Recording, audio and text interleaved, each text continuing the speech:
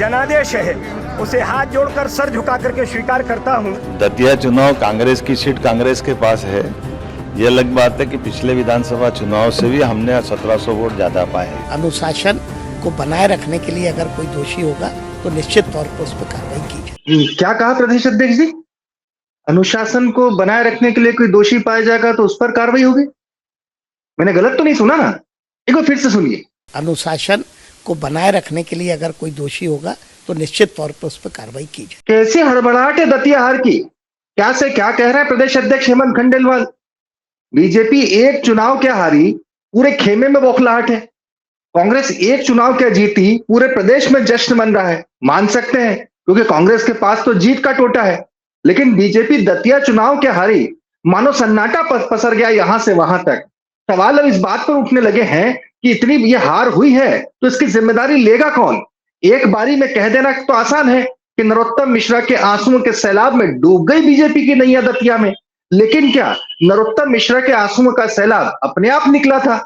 अब तो सवाल यहां भी उठेंगे कि आखिर नरोत्तम मिश्रा का टिकट काटने की ऐसी क्या जरूरत पड़ी थी, और ऐसी जरूरत इस शर्त पे कि दतिया चुनाव भले ही हार जाए लेकिन नरोत्तम मिश्रा का टिकट काट कर रहेंगे। और यही नहीं, बीजेपी आधे सन्नाटे में इसलिए भी है कि उनके राष्ट्रीय अध्यक्ष नितिन नवीन जिस सीट से खाली हुई थी उनकी वजह से, जो सीट बांकीपुर, वो तक चुनाव हार गए। तब सवाल ये उठ रहा है कि और वो अपने बूथ से वो भी हार गए। नरोत्तम मिश्रा जहां रहते हैं उस बूथ से भी बीजेपी हार गई। राष्ट्रीय अध्यक्ष अगर अपना बूथ हार रहे हैं तो मेरा बूथ सबसे मजबूत, ये बात कहां जाएगी? और प्रदेश की जब बात आए तो आपने देखा किस तरह की हड़बड़ाहट है। प्रदेश अध्यक्ष हेमंत खंडेलवाल के नेतृत्व में हुआ पहला, उनके अध्यक्ष बनने के बाद पहला उपचुनाव, बीजेपी हार गई तो वो क्या का क्या कह रहे हैं। अब सवाल ये उठता है कि हार है तो जिम्मेदार कौन है? तो दतिया की हार कौन जिम्मेदार? जमीनी सच्चाई हमने दिखाई। जिस दिन से टिकट अनाउंस हुआ है तब से लेकर नरोत्तम मिश्रा के टिकट कटने तक, और उसके बाद से लेकर नरोत्तम मिश्रा के आंसू बहाने से लेकर दतिया की जमीनी सच्चाई तक एक एक बात बेबाकी के साथ रखी। और आज जब 6000 से ज्यादा वोटों से भारतीय जनता पार्टी के उम्मीदवार आशुतोष तिवारी दतिया सीट से हार चुके हैं तो इसकी जिम्मेदारी लेगा कौन? बनती किसकी जिम्मेदारी है? कितने दूरगामी परिणाम होंगे इस बात के? और प्रदेश अध्यक्ष किस तरीके के साथ उनके, आपने देखा कि वो किस तरह से घबराए हुए क्योंकि नेतृत्व में पहला चुनाव। शैलेंद्र चौहान हमेशा की तरह जुड़ते हैं, वरिष्ठ पत्रकार, बहुत बेबाकी और दमदारी के साथ अपनी बात रखते हैं। शैलेंद्र चौहान जी, 6000 से ज्यादा की हार और दतिया की हार का कौन जिम्मेदार? सवाल ये उठता है, एक एक करके नाम लेते जाते हैं और किसकी कितनी जिम्मेदारी आपके हिसाब से नंबर 1 पे कौन? देखिए, बिल्कुल स्वाभाविक सी बात है कि सरकार और संगठन, तो सरकार का चेहरा है मुख्यमंत्री डॉक्टर मोहन यादव, संगठन का चेहरा है प्रदेश अध्यक्ष हेमंत यादव, बिल्कुल। और उसके बाद जो चुनाव प्रभारी बनाए गए थे, पूर्व मंत्री भरत सिंह कुशवाहा हो, अरविंद भदौरिया हो, जो सह प्रभारी राहुल कोठारी हो, ये सारे जो नेता जो लगातार वहां पर चुनाव में सक्रिय थे, जिनके हाथ में चुनाव की कमान थी, तो ये सब नेता मुझे लगता है निश्चित ही स्वाभाविक तौर पे इनको, अगर जीत का श्रेय लेते हो आप तो हार की जिम्मेदारी भी लेना होगी। हार की जिम्मेदारी इसलिए भी लेना होगी कि आपके नेतृत्व में पार्टी चुनाव लड़ रही थी। अब आत्ममंथन, आत्मचिंतन, हार जीत के मायने, ये सभी जो भी विश्लेषण है वो आपको बाद में करना है, लेकिन आज जो हार मिली है उसकी जिम्मेदारी आपको लेना ही पड़ेगी, क्योंकि आप उससे बड़ी बात उससे बड़ी बात इस चुनाव की मुझे ये लगती है कि ये हार वैसी हार नहीं है जैसे अन्य चुनाव में हो, क्योंकि आपके पास में एक मजबूत, एक दमदार उम्मीदवार था वहां पर लड़ने के लिए। वो उम्मीदवार कोई छोटा मोटा उम्मीदवार नहीं था। सवाल तो यह खड़ा होगा कि आखिर उसका टिकट क्यों काटा आपने? आपको हार स्वीकार है, पार्टी हार जाए मंजूर है, लेकिन नरोत्तम मिश्रा जैसा व्यक्ति हमको नहीं चाहिए, वो उम्मीदवार नहीं होना, भले ही हार जाए। तो क्या पार्टी की गुटबाजी अब इस स्तर पर पहुंच गई है कि उसे हार स्वीकार है लेकिन व्यक्ति स्वीकार नहीं है? देखिए, आज के चुनाव नतीजों के बाद कांग्रेस की जीत से ज्यादा भाजपा की हार के चर्चे हैं। अब हार के चर्चे क्यों हैं, इसके आप राजनीतिक मायने समझ लीजिए। जो आप खुद कह रहे हैं कि सबसे बड़ा सवाल है कि जब चुनाव हो रहा था, जब टिकट बांटने की बारी आई, तो पार्टी के एक धड़े ने खुलकर विरोध किया कि नरोत्तम मिश्रा नहीं हो, उनकी जगह कोई भी चेहरा चलेगा।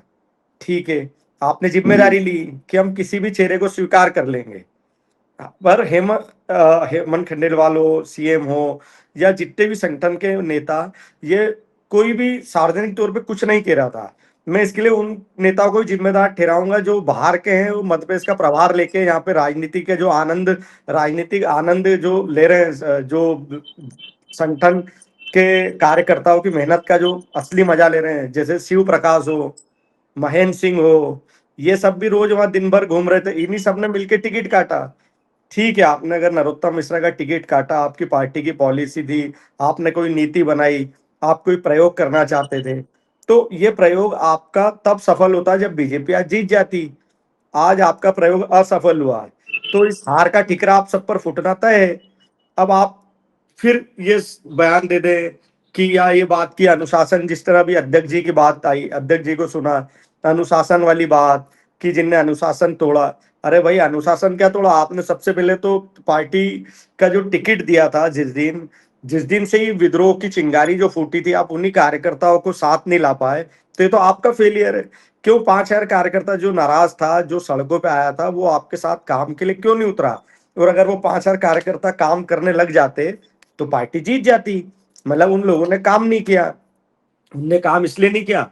और फिर आपने आखिरी समय तक, आखिरी दिन खबरें आती रही कि नरोत्तम मिश्रा के समर्थकों सबको हिरासत में नजरबंद बिठाए रखा, आपने नजरबंद किया। तो पहले ही कर देते, अगर नजरबंदी करना था, आप चुनाव वाले दिन सबको थाने बिठा बिठा के सबको उठा रहे हो, तो और नेगेटिव मैसेज गया कि दादा के समर्थकों को उठा लिया, उनको तो पिटाई हो रही है। मैसेज ये चलने लगे कि थाने में पुलिस खूब लठ बजा रही है। अब लठ बजे नहीं बजे, लेकिन कार्यकर्ताओं ने मिलके आपको टिकट चुनाव में बजा दिया, रिजल्ट आपको दे दिया। तो निश्चित ही टिकट कटना, और जिस तरह से काटा गया, वो सबसे बड़ा हार का कारण है। वहां से शुरुआत हो चुकी थी। उस टिकट कटने के बाद पहली सभा में आप उन्हीं नरोत्तम मिश्रा को मुख्य किरदार बना के ले गए मंच पर। उनके जो आंसू बहे, उस आंसू के सैलाब में सब बह गए। अब आप कोई भी तर्क देते रहो कि भीतरघात हुआ, अनुशासनहीनता हुई, ये गलत हुआ, ये सब आपका आत्मचिंतन का दौर है। अब आप खूब विश्लेषण करिए, बंद कमरों में 5 घंटे बैठ के कीजिए, हार के कारणों पे बात कीजिए। जिला अध्यक्ष जो है कुशवाहा, उसको हटा दीजिए, निलंबित कर दीजिए। अब इससे कुछ नहीं होने वाला, आप हार चुके हो। और ये हार आपके लिए इसलिए ज्यादा चिंताजनक होना चाहिए कि आप सरकार में हो, संगठन आप आपका सब सरकार पर में हो, मजबूत है। मुख्यमंत्री मोहन यादव के 2.5 साल के कार्यकाल की कसौटी थी, खुद मैदान में उतरे थे। हेमंत खंडेलवाल के प्रदेश अध्यक्ष बनने के बाद ये पहला चुनाव था, उनकी कसौटी थी। और उस लिहाज से दतिया सीट भी अगर केंद्र बीजेपी जीतकर केंद्र की बीजेपी की झोली में डाल देती, प्रदेश की सरकार, संगठन, क्योंकि जिम्मेदारी ये सब बिल्कुल वहीं से तय होती है जो सत्ता का मुखिया से, जिम्मेदारी नंबर 1, संगठन का मुखिया जिम्मेदारी नंबर 2, और इसके बाद तो फहरिस्त है। और आपने बहुत अच्छा कहा कि जो प्रभारी बनकर और जो अन्य उसके अलावा जो संगठन के बड़े पदों पर बैठकर मध्य प्रदेश में पूरी मध्य प्रदेश की पूरी पावर सेंटर को अपने कब्जे में करके जो चल रहे हैं, जिन्होंने फैसला किया, जो जिम्मेदार हैं, जो उत्तरदायी हैं, वो चाहे प्रदेश प्रभारी हो, संगठन सह संगठन राष्ट्रीय मंत्री हो, जो भी हो। लेकिन सवाल ये उठता है कि अब जब जिम्मेदारी की बात है, ऐसी स्थिति में बीजेपी को एक उपचुनाव की जीत की इसलिए आवश्यकता थी क्योंकि जेनजी आंदोलन के बाद, जंतर मंतर के लाठीचार्ज के बाद में ये एक बड़ा लिटमस टेस्ट था। आज इसका संदेश पूरे देश में गया है, पूरे देश में गया है दतिया का संदेश कि आखिरकार अगर ये सारी चीजें हुई हैं तो बात केवल ये नहीं है कि नरोत्तम मिश्रा का टिकट कट गया और बीजेपी हार गई। इसके साथ बात निकली है तो दूर तक जाएगी, और एक के 1000 फसाने बनेंगे। वो 1000 फसाने भी पैदा हो रहे हैं। वो ये भी हो रहा है कि आप जन जी बच्चों पे अगर लाठियां चलाई तो आप देख लीजिए, आप अंततः क्या हुआ, चुनाव हार गए। राम मंदिर के चढ़ावा चोरी से चीज जुड़ रही है, चीज जुड़ रही है इथेनॉल के मसले से। तो जिस तरह से आज अगर एक केंद्रीय नेतृत्व को एक अदद जीत की आवश्यकता थी मध्य प्रदेश से, और रही सही कसर तो बिहार ने वैसे भी कल की तुर्रा बनाकर पूरी कर दी। खुद नितिन नवीन राष्ट्रीय अध्यक्ष अगर अपनी खुद की सिखाली की हुई सीट वो बीजेपी नहीं बचा पाई, तो यकीनन ये बड़ा सेटबैक है, बड़ा झटका है। हाँ, देखिए, सीट बचाना नहीं बचाना, ज्यादा बूथ बचाना। मेरा बूथ सबसे मजबूत। मैं नितिन नवीन और नरोत्तम मिश्रा के जो बूथ के लिए बात कहूंगा, कि इनको तो बोलना चाहिए कि मेरा बूथ गया लूट गया बूथ आपका, कांग्रेस लूट ले गई, उधर प्रशांत किशोर लूट ले गए। तो आपको तो और ज्यादा चिंतन करना चाहिए, और ज्यादा मनन करना चाहिए। ये आपको सोचना ही पड़ेगा कि आप अगर अपना बूथ हार गए, इतने बड़े नेता हो आप, चलो नरोत्तम मिश्रा पे आप आरोप लगा दो कि भीतरघात किया, पार्टी के साथ दगा किया, नितिन नवीन ने तो नहीं किया होगा, राष्ट्रीय अध्यक्ष, उनका बूथ भी तो हार गए। तो ये जैन जी, किसान जी और राम मंदिर, चंपत जी, ये जितने जी वाले फैक्टर हैं, इन सब ने आपको बता दिया है कि आने वाला समय आपके लिए बहुत कठिन होने वाला है। आगे का चुनाव, जितने चुनाव हैं, आज आप 3-0 पे उपचुनाव जीतने की स्थिति में थे, आप 1-2 से हार गए।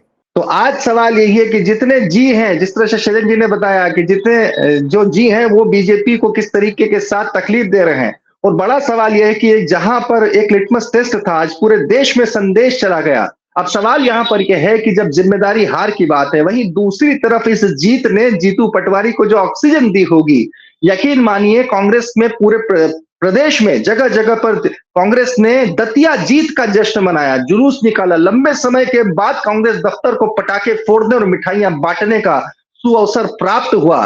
लेकिन प्राप्त अगर हुआ है, तो अगर जब हम हार की बात करें तो जिम्मेदार कौन?